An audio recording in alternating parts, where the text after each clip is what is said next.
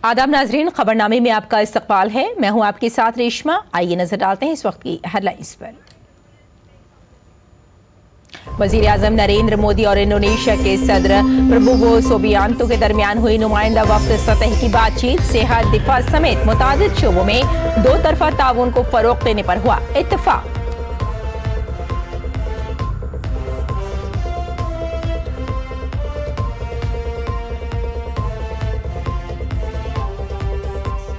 पंद्रहवें कौमी voters day पर दिल्ली में खुसूसी प्रोग्राम का इनेकाद। सदर जमहूरिया द्रौपदी मुर्मू ने पहली मर्तबा के नौजवान वोटरों को दिए एपिक कार्ड। सदर जमहूरिया ने इलेक्शन कमीशन के कामों की सताइश।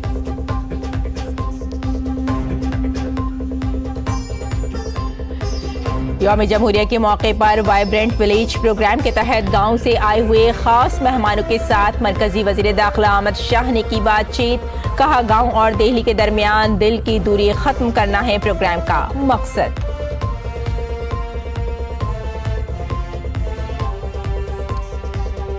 अमित शाह ने आम आदमी पार्टी को बनाया तनकीद का निशाना। कहा, केजरीवाल से दिल्ली के अवाम है परेशान। दिल्ली इंतखाबात के लिए अमित शाह ने आज बीजेपी के संकल्प पत्र का तीसरा हिस्सा किया जारी।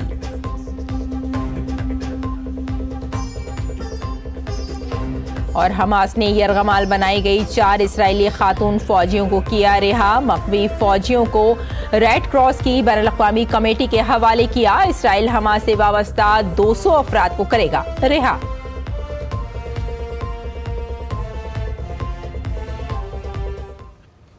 और आइए नाज़रीन, अब खबरों पर डालते हैं तफसील से नजर।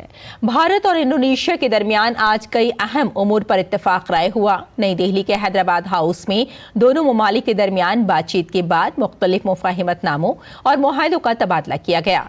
इनमें सेहत, रिवायती अद्वियात, मैरीटाइम सिक्योरिटी, सकाफती तबादले और डिजिटल तरक्की से मुताल्लिक़ मुआहदे शामिल हैं। इसके अलावा दोनों ममालिक के CEO फोरम से मुताल्लिक़ रिपोर्ट भी जारी की गई। वजीर आजम नरेंद्र मोदी और इंडोनेशिया के सदर के मुश्तरका बयान में दो तरफा ताउन को नई बुलंदियों तक ले जाने के अज़्म का इजहार किया गया। पीएम ने खुशी का इजहार किया कि भारत के पहले यौम जमहूरिया की तकरीब में इंडोनेशिया के सदर मेहमान खुसूसी थे और इस बार भी इंडोनेशिया के सदर मेहमान खुसूसी हैं। Artificial intelligence, internet of things और डिजिटल पब्लिक इंफ्रास्ट्रक्चर जैसे क्षेत्रों में हमने आपसी सहयोग को और सशक्त करने का निर्णय लिया है। हेल्थ और फूड सिक्योरिटी के सेक्टर में भारत अपने अनुभव जैसे कि मिड डे मील स्कीम और पब्लिक डिस्ट्रीब्यूशन सिस्टम इंडोनेशिया के साथ साझा कर रहा है। वजीर आजम ने कहा कि दोनों ममालिक जामे स्ट्रेटेजिक शराकतदारी के साथ मजबूती से आगे बढ़ रहे हैं। वजीर आजम ने दिफाई शोबे में बढ़ते हुए ताउन का भी जिक्र किया। रक्षा क्षेत्र में सहयोग बढ़ाने के लिए हमने तय किया है कि डिफेंस मैन्युफैक्चरिंग और सप्लाई चेन में साथ काम किया जाएगा। हमने maritime security, cyber security, counter terrorism और डी रेडिकलाइजेशन में सहयोग पर भी बल दिया है।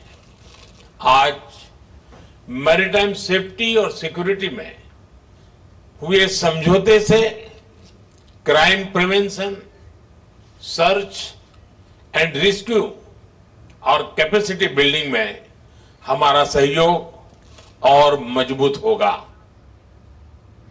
इंडोनेशिया को भारत का एक अहम दोस्त करार देते हुए वजीर आजम ने इंडो पैसिफिक जैसे मसाइल पर दोनों ममालिक के मुश्तरका ख्यालात पर भी तबादला ख्याल किया। आसियान और इंडो पैसिफिक क्षेत्र में इंडोनेशिया हमारा महत्वपूर्ण पार्टनर है।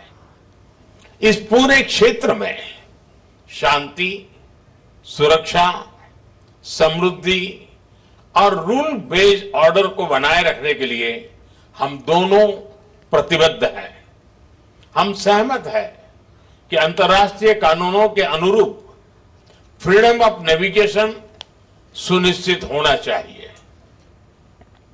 वजीर आजम ने भारत और इंडोनेशिया के दरमियान हजारों साल पुराने ताल्लुकात पर भी तबादला ख्याल किया। वजीर आजम ने कहा कि दोनों मुल्क सकाफती शोबे में भी ताउन के लिए काम कर रहे हैं। रामायण और महाभारत से प्रेरित गाथाएं और बाली यात्रा हमारे लोगों के बीच अनवरत सांस्कृतिक और ऐतिहासिक संबंधों के जीते जागते प्रमाण है। मुझे खुशी है कि इंडोनेशिया में बोरोबुदुर बौद्ध मंदिर के बाद अब हम प्रम्बानन हिंदू मंदिर के संरक्षण में भी योगदान करेंगे। साथ ही वर्ष 2025 को Bharat ASEAN year of tourism के रूप में मनाया जाएगा। इससे भारत और इंडोनेशिया के बीच सांस्कृतिक आदान प्रदान और पर्यटन को भी बढ़ावा मिलेगा। इंडोनेशिया के सदर प्रबोवो सुबियांतो ने भारत के साथ मजबूत ताउन के अज़्म का इयादा किया। उन्होंने पीएम मोदी को इंडोनेशिया के दौरे की दावत दी। इंडोनेशिया के सदर ने मुख्तलिफ शोबों में भारत से मिलने वाले ताउन पर इज़हार तशक्कुर किया। We also thank you, Prime Minister, for your assistance. We study your programs, we send technical teams, and now we are implementing many of the programs which for us has been good examples in which we would like to basically to learn from your experience. अगली खबर का रुख करते हैं। वजीर आजम नरेंद्र मोदी ने लोक कल्याण मार्ग पर वाक़ अपनी रिहाइश गाह पर एनसीसी कैडेट्स, एनएसएस रजाकारों, कबायली मेहमानों और झांकी फनकारों के साथ बातचीत की, जो आइंदा यौम जमहूरिया की परेड का हिस्सा होंगे। बातचीत के बाद भारत की भरपूर सकाफत और तनव्वु को जाहिर करने वाले बराह रास्त सकाफती प्रोग्राम पेश किए गए। पीएम ने सफाई, खवातीन एम्पावरमेंट, एक भारत श्रेष्ठ भारत समेत कई उमूर पर तबादला ख्याल किया। 30 दिन में अब कुछ लोग होंगे जिनको परेड में हिस्सा करने का मौका मिला होगा, कुछ लोगों को नहीं मिला होगा। ऐसा होगा ना? तो क्या लगता है? कुछ तो लगता होगा। सर, सिलेक्शन होना नहीं होना एक अलग बात है, हाँ। लेकिन उस चीज के लिए कोशिश करना एक बहुत बड़ी बात है सर। यही सबसे बड़ी बात होती है कि हमारा सिलेक्शन हो या न हो, लेकिन मैंने अपना बेस्ट किया है। वजीर आजम मोदी ने कौमी इत्तेहाद और तनव्वु की अहमियत पर जोर दिया। इस मौके पर जब पीएम मोदी से कामयाबी के हुसूल के बारे में पूछा गया तो उन्होंने कहा कि नाकामी से सीखने वाले ही कामयाबी हासिल करते हैं। जो विफलता को स्वीकार कर लेते हैं और विफलता की शरण ले लेते हैं, वो कभी सफलता नहीं प्राप्त है। लेकिन जो विफलता से सीखते हैं, वे शिखर पर पहुंचते हैं। और इसलिए विफलता से कभी डरना नहीं चाहिए। विफलता से सीखने का जज्बा होना चाहिए, और जो विफलता से भी सीखता है वो शिखर पर पहुंच के ही रहता है। सदर जमहूरिया द्रौपदी मुर्मू आज यौम जमहूरिया के मौके पर कौम से खिताब करेंगी। यह खिताब शाम 7 बजे से ऑल इंडिया रेडियो के पूरे कौमी नेटवर्क पर नश्र किया जाएगा और तमाम दूरदर्शन चैनलों पर भी हिंदी में, इसके बाद अंग्रेजी वर्जन भी नश्र किया जाएगा। यह खिताब दूरदर्शन पर हिंदी और अंग्रेजी में नश्र किया जाएगा। इसके फौरन बाद डीडी उर्दू पर इसका उर्दू वर्जन भी देखा जा सकता है। ऑल इंडिया रेडियो अपने इलाकाई नेटवर्क पर इलाकाई जबान के वर्जन रात 9:30 बजे से नश्र करेगा। आगे बढ़ते हैं। मरकजी वजीर दाखिला अमित शाह ने 76वें यौम जमहूरिया के मौके पर वाइब्रेंट विलेज प्रोग्राम के तहत गांवों के मोअज़्ज़ज़ मेहमानों के साथ आत्मीय संवाद किया।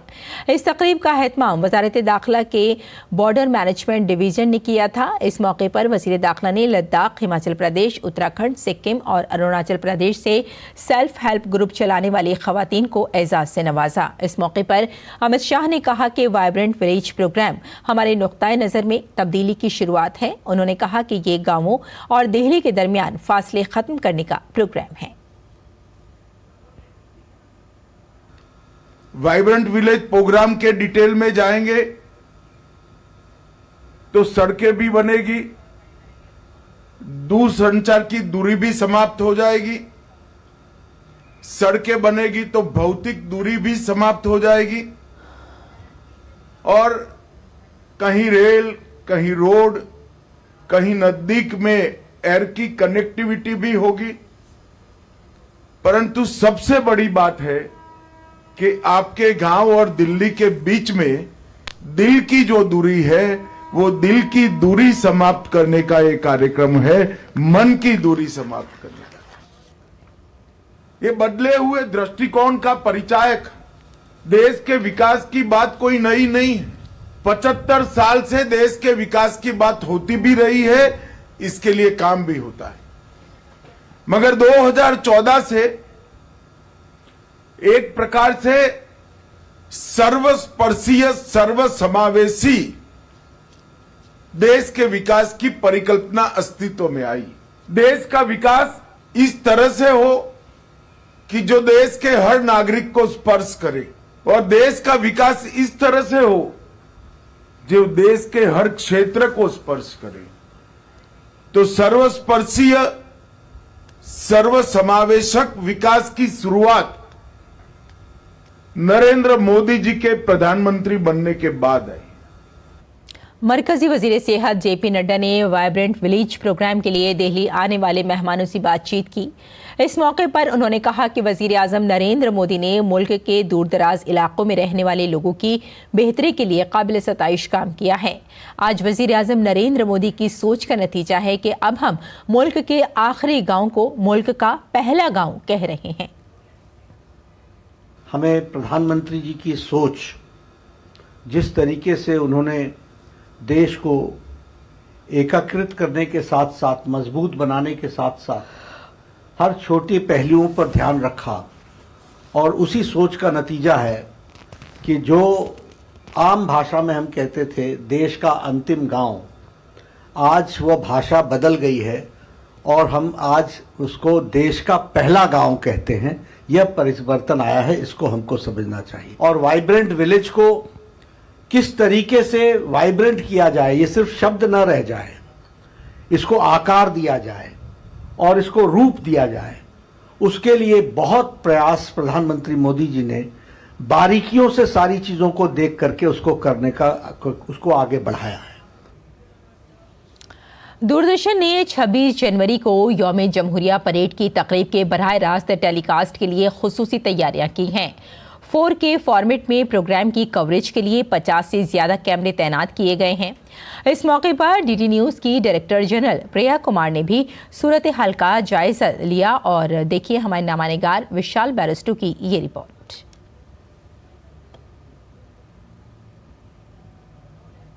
मैं इस वक्त जमीन से 18 मीटर की ऊंचाई पर हूं और मेरे साथ है डीडी न्यूज की महानिदेशक। आइए हम उनसे बात करते हैं।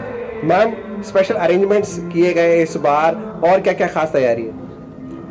पहले तो हमें गर्व है कि दूरदर्शन भारत के गणतंत्र दिवस की कवरेज पूरे देश भर में ले जाता है। इस बार हमने बहुत ही व्यापक प्रबंध किए हैं कवरेज के लिए, जिसमें 360 डिग्री के कैमरास भी इंक्लूडेड हैं, जिससे कि दर्शक जो हो रहा है यहाँ पे उसको घर में बैठ के देख सकते हैं। मोबाइल फोन पे आप अगर उसे देखेंगे तो आप उसे हिला भी सकते हैं और 360 डिग्री का जो व्यू है आप देख सकते हैं। 360 डिग्री का व्यू आपको मिलेगा, 4K में आपको कवरेज मिलेगा और अलग अलग हाइट से आपको ये शॉट्स देखने को मिलेंगे। कैमरामैन कुमार दत्ता के साथ मैं विशाल बैरिस्टो, डीडी न्यूज, दिल्ली। मुल्क की आन बान और शान यौम जमहूरिया परेड के लिए इंतजामिया की सिक्योरिटी के पुख्ता इंतजाम किए गए हैं। नई दिल्ली रेंज के ट्रैफिक डीसीपी ढाल सिंह ने इससे मुतालिक जानकारी दी। उन्होंने बताया कि कल सुबह 10:30 बजे यौम जमहूरिया की परेड शुरू होगी, जो 12:30 तक जारी रहेगी। उन्होंने बताया कि ट्रैफिक निज़ाम 26 जनवरी की सुबह 4 बजे से शुरू होगा। प्रोग्राम में जिन अफराद को मदऊ किया गया है उन्हें पार्किंग लेवल की मुकम्मल जानकारी दी गई है।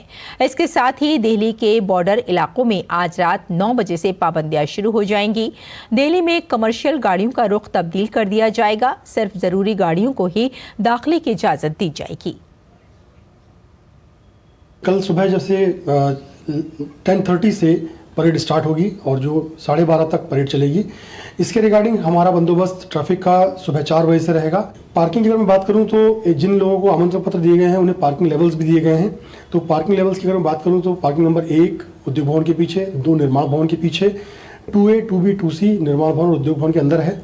वहीं जवाहरलाल नेहरू भवन में पार्किंग नंबर 2C है। पूरे बंदोबस्त में लगभग 3000 लोग लगे हुए हैं जिनको हम लोगों ने डायरेक्शनल बोर्ड जो पार्किंग लेवल्स के बारे में बता सकते हैं वो हमने अलग अलग रास्तों पे लगाए हुए हैं। दिल्ली की मैं बात करूँ तो जो बॉर्डर इलाका है वो रात में 9 बजे से आज 25 तारीख की रात में 9 बजे से वहाँ पे रिस्ट्रिक्शन लग जाएंगे। कमर्शियल व्हीकल्स HGV LGVs का डाइवर्जन होगा। सिर्फ एसेंशियल कमोडिटीज़ जो होंगी, एसेंशियल व्हीकल्स जो होंगे उन्हें प्रवेश दिया जाएगा।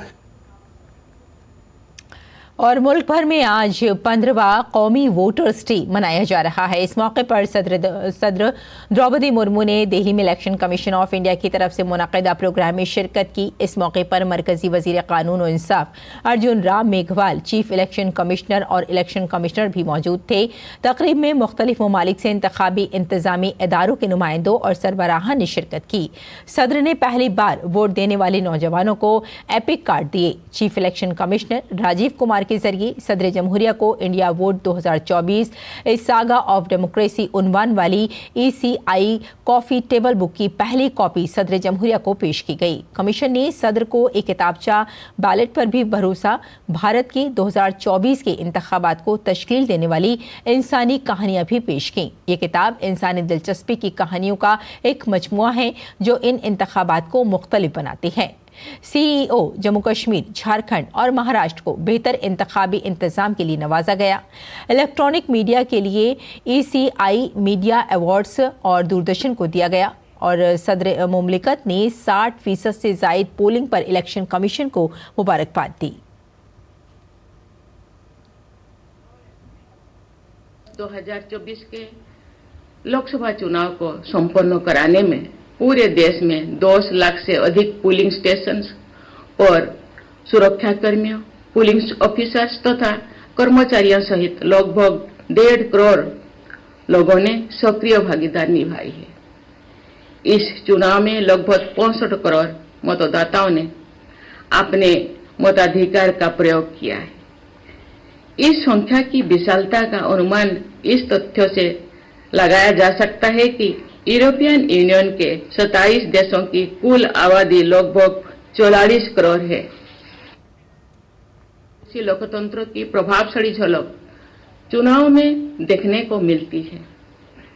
पिछले 3 लोकसभा चुनाव में लगातार 66% से अधिक मतदान के लिए मैं निर्वाचन आयोग और मतदाताओं को बहुत बहुत बधाई देती हूँ।